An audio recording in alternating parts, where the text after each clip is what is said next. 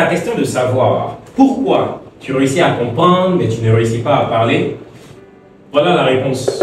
Une petite formule ici qui va te permettre de comprendre en fait pourquoi est-ce que la plupart d'entre nous réussissons à lire l'anglais, à comprendre, mais quand il s'agit de parler, de formuler des phrases formées à partir nous-mêmes de ce qu'on sait, de ce qu'on a envie de dire, c'est compliqué. Alors, j'explique tout simplement.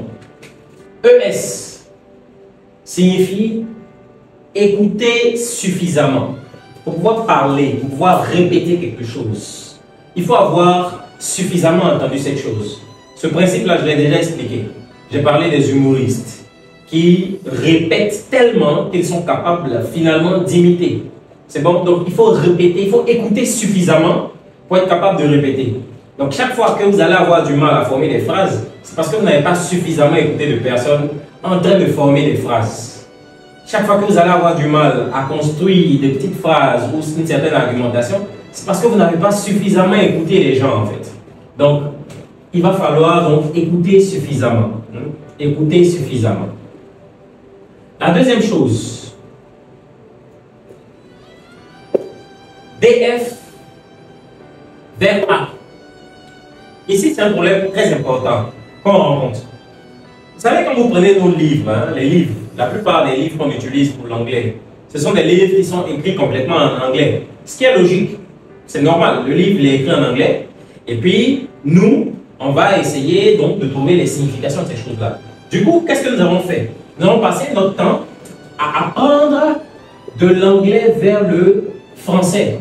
Ce qui fait que dans notre cerveau, on a développé certains réflexes. On apprend de l'anglais vers le français. Donc, on va avoir un texte en anglais, pardon, qu'on va lire, qu'on va décortiquer, et puis ça va nous permettre donc de comprendre ce qui est dans le texte. Et c'est ce qu'on a fait depuis tout ce temps.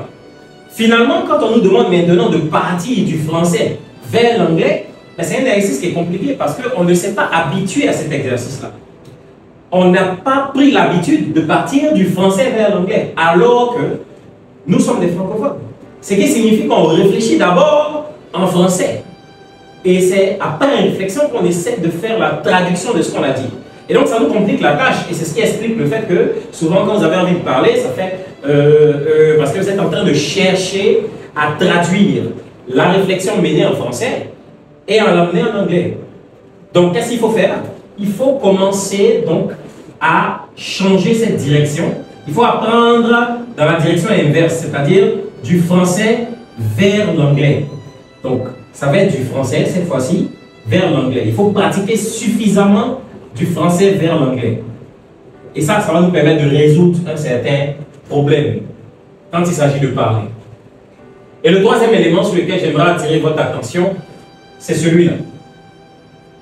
Il faut pouvoir répéter à haute voix, haute et intelligible voix. Vous savez, quand vous parlez une langue comme l'anglais, l'anglais a des sons qui n'existent pas en français, de même que le français a des sons qui n'existent pas en anglais. Donc, quand vous allez commencer à parler en anglais, parce que vous n'avez pas l'habitude de vous entendre parler anglais, vous n'avez pas l'habitude de vous entendre prononcer certains sons, vous allez vous rendre compte que ces sons-là, vous sentez bizarre en fait. Et c'est seulement en essayant de répéter à haute voix que vous allez à un moment donné vous habituer à votre voix et à ces différents sons.